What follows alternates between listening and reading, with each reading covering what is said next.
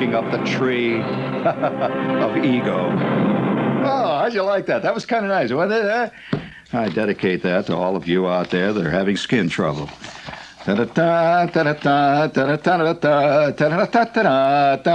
ready in there, Barney? Before we go any further, I need a little ego booster because it's the middle of the week, and there's a thing which psychologists now call the middle of the week sag. In other words, when you suspect that last weekend is now a mirage, you don't even remember having a weekend last weekend, do you? And the next weekend seems to be so far away that you're liable not to reach it. You know how life is? So would you please give me a little cheer? Cheer. That's it. Thank you. Thank you. Bring it up. Big, big. Oh, my God. Oh, it's wonderful. I just love. You know what that is, in case you wonder what that cheer is?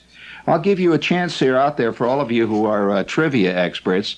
Can you identify where this cheer was made and who was doing the cheering? Now, before you say any more, you know, that's a whole new thing. You know, there's a new hobby that's growing. Several new hobbies have been growing recently. You remember the old hobbies? Stamp collecting.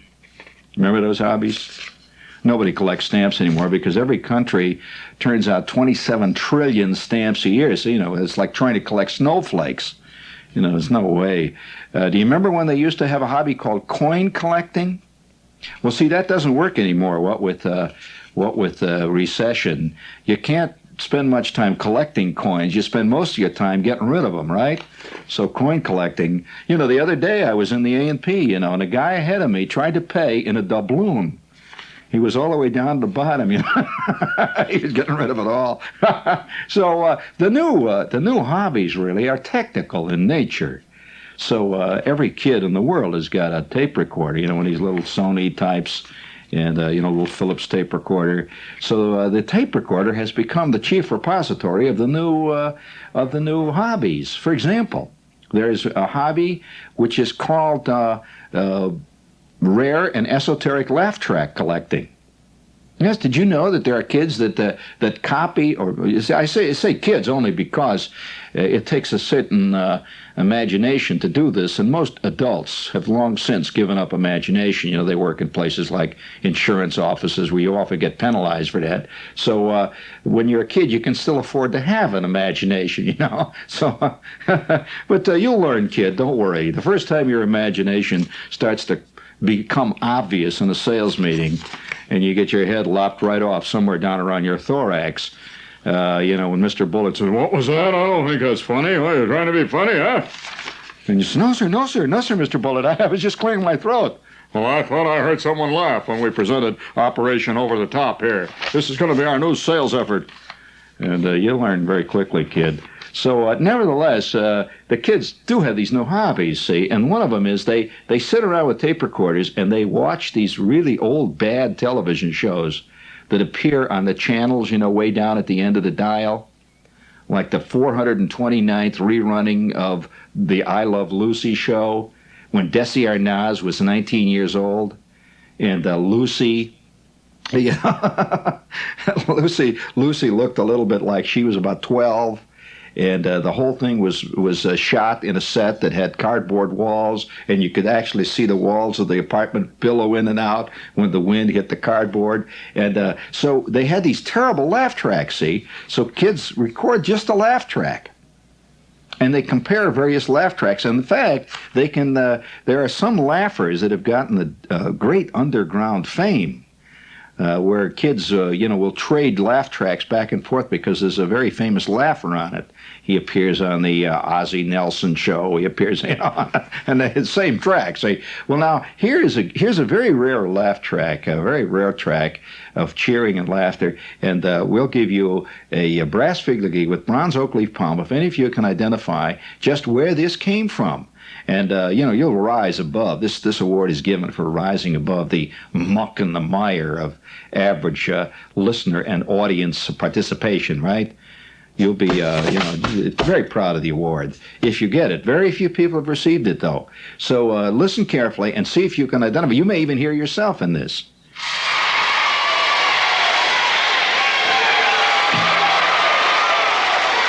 That's a great crowd, isn't it? A lot of ding, ding, ding, ding. Oh, that's a mean one. But I won't deal with that. I was, I don't know how quite to approach this, friends, fellow neighbors, fellow victims, fellow strugglers up the vast anthill and the pyramid of time.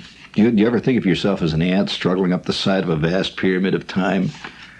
You do all the time? Well, you were right. You are an ant struggling. That's the first time you've been right this week. But it's terrible, isn't it? Hardly anybody asks you, though, anymore. There's very few questions asked. There are only statements made. And that's not the same. How recent has it been since you've been asked about anything in your life, whether you think it's the thing you want to do? I mean, can't you imagine this great scene? Everybody's sitting around the table, they're having dinner.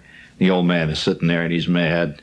He's had a rotten day, just like all the other rotten days at the office. And his wife is sitting there. She's had a rotten day at the PTA, and the Little League. She got hit by a foul ball. And, the whole thing. See, and the kid's sitting there. He had a rotten day at the Little League, too. He got hit twice in the mouth with ground balls. He went 0 for 23. And, well, that's the way those Little League games are. It's not at all unusual to score 40 to 70 runs in a game. So a kid having 23 times at bat is a kid that was pulled out of the game in the fifth inning. He's sitting there. And, it's a typical little American family, and you know how life goes on in the typical American family. It just sort of oozes along like a vast, unending river of Pepsi-Cola.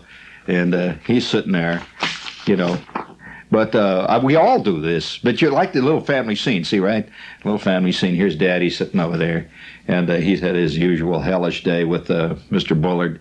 And his wife is, she's sullen, and which she spends a lot of her time being these days. And yes, because she has the dream that all ladies living out in suburbia have, that if she hadn't married Clifford, she could have, gone on to become the editor of Cosmopolitan, or at least one of the more elegant reporters for Cosmopolitan, if not having been a first lady of the stage. Or she might have gone on to become a major general in the U.S. Army, who knows. But here she is, saddled with Clifford. And let's put it this way, it's both ways. And so here's Clifford sitting there, see, and he's looking at the sport page. And, he's looked at the sport page so long now he doesn't see it anymore. He doesn't see it anymore. He doesn't. He just looks at it out of ritual. And the kid is sitting there because he doesn't remember doing anything else except always sitting there. And somebody once in a while saying, "Eat, will you?" And so that's about the extent of the conversation at night. And all of a sudden, his wife looks up from her sullen muttering, and she looks up and she says, "Clifford?" And he says, "Yeah." She says, "Clifford, I'm going to ask you a question." "Yeah? All right." The answer is no. She says, "No, just wait a minute, Clifford. I just want to ask you a question." And he said, "Yeah, well, Clifford, is it really necessary that we go on with this?" "Go on with what?" "This, all of this. What do you say, Clifford, we split?" What was that? Split? You know I don't bowl anymore since I got my hernia." She says, No, I mean, let's just go out and get in the car and just turn the switch and drive out on Route 1 and the hell with it. And just keep going. You mean keep going? What do you mean, all the way to New Haven? No, I mean to Moose Jaw, Saskatchewan, and maybe beyond. And then what we can do is that you can stop off at Moose Jaw, and I'll take the car and continue. And then I'll never see you again. And you'll never see me again. And we can leave this little lout here, and he can play all the third base he wants. And the hell with it. There's dead silence then for that moment. Please, a little of that majestic music. And for the first time, The family life of the Clifford J. Watanabes has come to life. A true question has been asked, and it hangs like a great vast zeppelin over the dinner table there with its motors quietly idling. For the first time, it has been brought out in the open. The question that has been hovering in everybody's mind, why the hell are we going on with this? Clifford never thought that Sarah would be the one to say it. But Sarah said it. And little Clifford Jr., who has been toying with the idea for a hell of a long time of taking out his Yamaha and going on the road forever, heading to the Pacific Ocean and perhaps even going underwater all the way to Tahiti, hitchhiking all the way. It hangs there for one brief instant, that terrible silver dirigible of truth.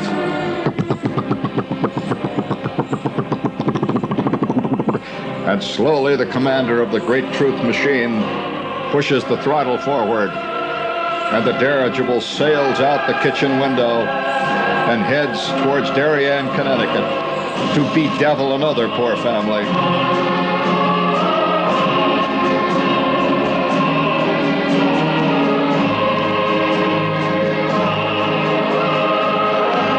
This moment of dramatic truth has been sent to you as a public service by this totally concerned, involved media of communications.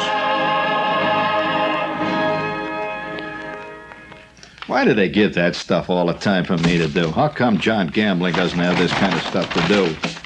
He's always playing something new from the new Julie Andrews album, the eternally new Julie Andrews album. Da-da-da, da-da-da, da-da-da. You kind of like that, didn't you? Oh, that certainly set the old thing on edge, didn't it? Hey, you know, I guess it's you know, one of those nights. It's summertime. It's the middle of the week. And a couple of nights ago, see, I was out on the Jersey Turnpike, and to me, the Jersey Turnpike is a very symbolic turnpike. It is. Yes, it is. It has all kinds of let's say overlaying and underlying layers of meaning. See, some turnpikes just lay out there in the country. That's all. But the Jersey Turnpike connects heaven and hell. That's a very different kind of turnpike. It's like a 300-mile-long purgatory. And there you are, suspended, see? And now you can't tell which side is heaven, which is hell. Now, if you're trying to split from Trenton, you know, you want to get out of Trenton, just anything to get out of Trenton, and you're heading towards New York and the Village. Those spires of Manhattan reaching up into the gray, misty skies of night, they represent heaven. On the other hand, if you're trying to get the hell out of 6th Avenue just once, you say, I gotta get out of this place, it's driving me out of my bird. Nothing but sirens. There have been 17 guys mugged in my block alone in the last 12 minutes. You know, if you get that feeling and you're heading out, as you go hurtling through the Holland Tunnel, you have the illusion that you're heading for heaven. So, you know, if you're going to view it theologically, if you're going to view it theologically, you come to the conclusion ultimately that heaven and hell are both curious, ghost-like images. I mean, you know, one man's heaven and one man's hell. Oh, yeah. I mean, can you imagine if after taking, you from the time you were 6 until the time you were 9, you took piano lessons, and you couldn't learn to play anything beyond the most rudimentary chopsticks, and you hated it? Can you imagine what would happen arriving in heaven, and you're expected to play a harp? Heaven becomes hell overnight. The harp is not an easy instrument, let me tell you that. And that damn heavenly chorus, singing eternally. My God, I can't stand Monteverdi as it is. On the other hand, if you spend all of your life, you know, living in a place like Beaver Tail, Wisconsin, where even in mid-July the temperature drops to 40 below, and you know, you bravely go out into the 40 below zero temperature because it's July 28th, and you're pretending it's summer, and you're wearing your Bermuda shorts because, damn it, you're going to wear them shorts. It's summertime. Well, the idea of arriving in hell could very well be arriving in heaven, where eternally they're shoveling in there and they have a great climate. I mean, it's just fantastic. And the river Styx flows by molten lava, and you take a dip, and it feels great. Well, heaven and hell, is a very complicated issue. And, of course, you have to go through the various tests. You understand that? When you're making the transition between heaven and hell, there are various obstacles. All of you know your classical legends about the obstacles that one must leap over to arrive at one point or the other, correct them all? Well, I'd say you hit probably your highest test in this purgatory, right around exit 14A.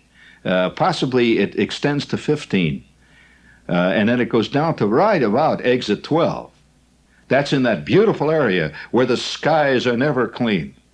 That area where one never sees the sun or the moon, where nothing but great clouds of billowing smoke and burning garbage can be seen for miles on end all around you. And the beautiful the Jersey meadows fester, under those gray skies. You could hear the bubbles of the methane gas, and refinery after refinery marches like some solemn group of silver soldiers spewing flame at you. Whew, blah. And you drive along there, so you're going through a scene, man.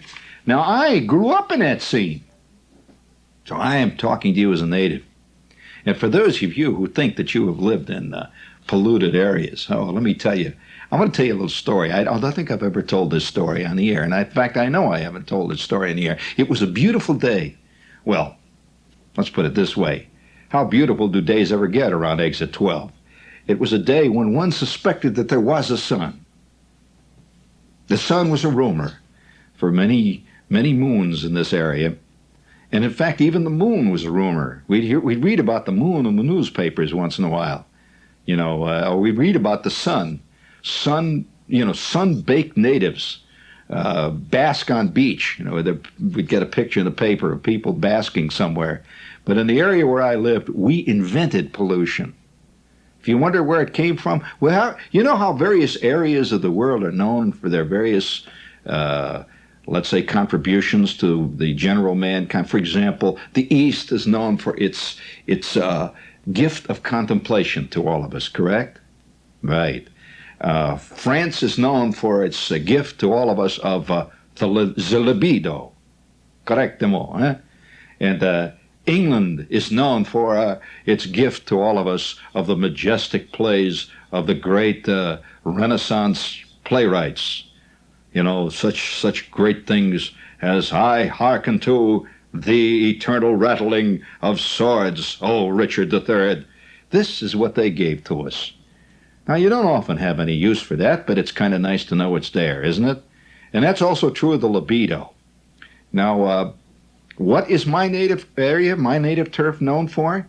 My native turf gave to the rest of the world pollution, which has become a worldwide hobby. It created the whole career of Ralph Nader. So there are many people who have to thank what they've got going for them for what my country gave, my part of the world. Pollution rising out of the steel mills and the refineries. Well, one day in school, I'll tell you a little, if you want to hear what it really was like.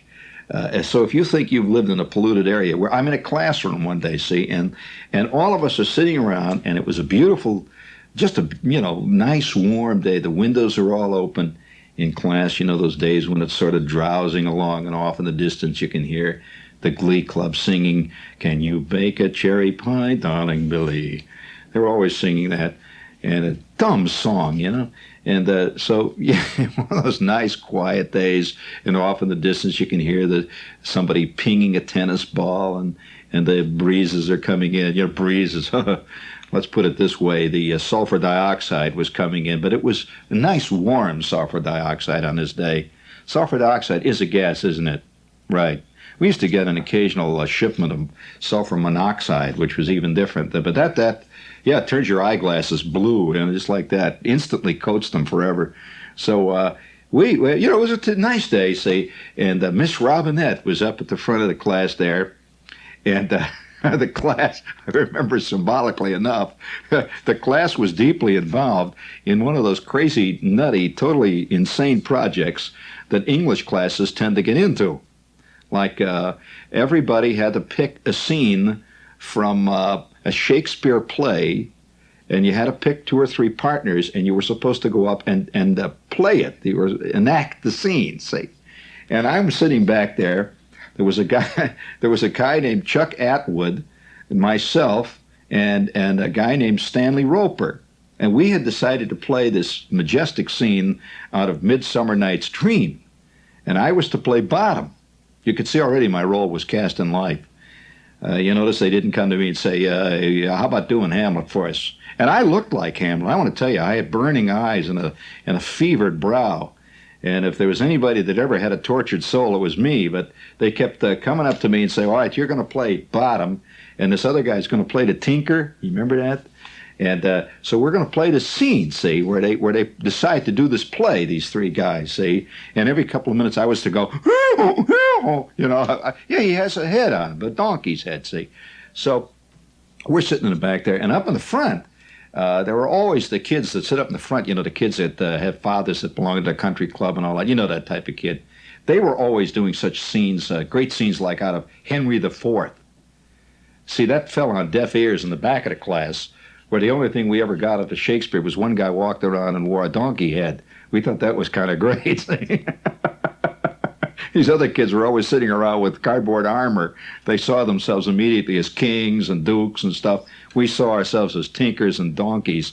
So nevertheless, 2 minutes. Oh, my God. Oh, wow. Oh, yeah. Okay. We're sitting there in the classroom, right?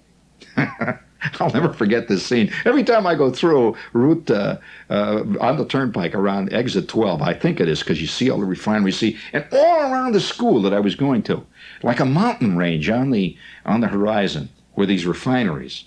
And you could sit in the class, see, and you look out and you could see all these silver tanks, see, and they had these great big things called cracking plants.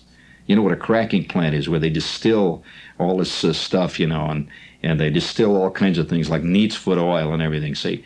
And all around us, it was like the forest, see. And in the springtime, you could tell it was spring because all the smoke turned color. It was kind of nice.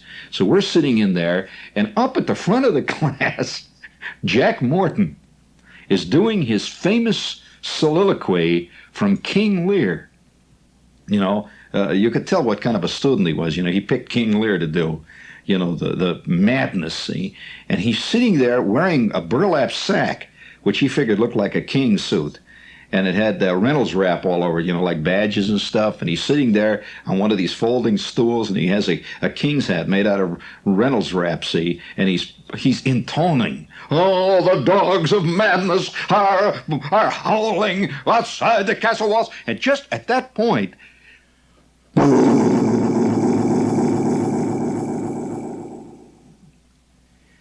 a tremendous explosion.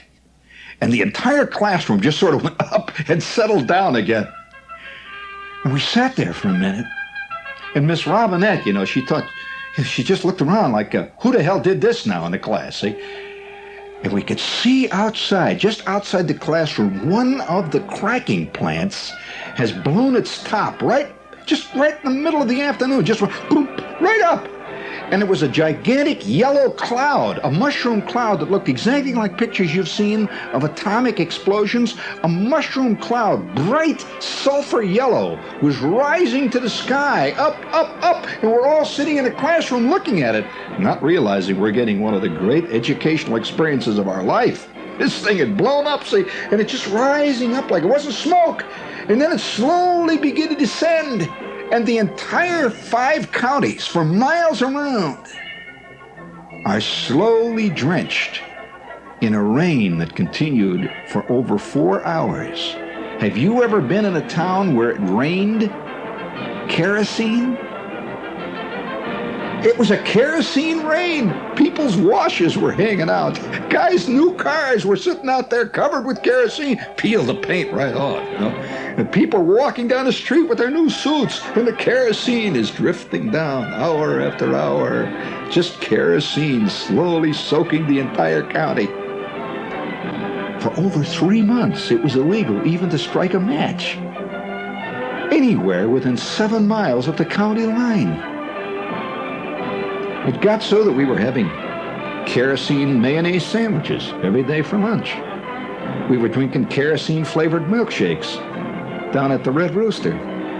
Kerosene soaked the ground for deep inside. Even the fishing worms smells like kerosene. So you think you've had it, buddy. Oh.